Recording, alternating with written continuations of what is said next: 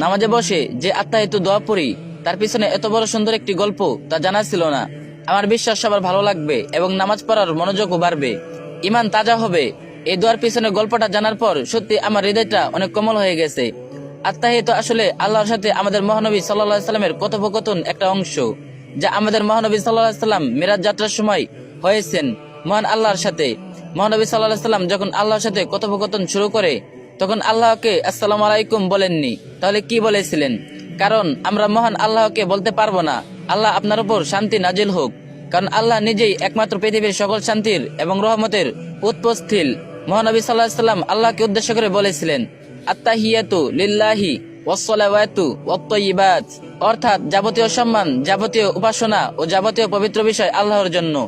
উত্তরে আল্লাহ বলেন, আসসালামু আলাইকা আইয়ুহান নাবিয়্যু ওয়া রাহমাতুল্লাহি ওয়া বারাকাতুহু, অর্থাৎ হে নবী, আপনার উপরে শান্তি বর্ষিত হোক এবং আল্লাহর অনুগ্রহ ও সমবৃদ্ধি সমূহ নাজিল হোক। এতে মহানবী সাল্লাল্লাহু আলাইহি সাল্লাম বলেন, আসসালামু আলাইনা ওয়া আলা ইবাদিল্লাহিস সালিহিন, অর্থাৎ আল্লাহর সমবৃদ্ধি শান্তি বর্ষিত হোক আমাদের উপরে ও আল্লাহর সৎকর্মশীল বান্দাগণের উপরে। মহান আল্লাহ এবং মহানবী সাল্লাল্লাহু আলাইহি সাল্লাম এই কথোপকথন শুনে ফেরেশতারাও বলেন, আশহাদু আল্লা ইলাহা ইল্লাল্লাহু ওয়া আশহাদু আন্না মুহাম্মাদান আবদুহু ওয়া রাসূলুহু, অর্থাৎ আমি সাক্ষ্য দিচ্ছি যে আল্লাহ ব্যতীত কোনো উপাস্য নেই এবং আমি সাক্ষ্য দিচ্ছি যে মহানবী সাল্লাল্লাহু আলাইহি সাল্লাম তার বান্দা ও রাসূল। সুবহানাল্লাহ।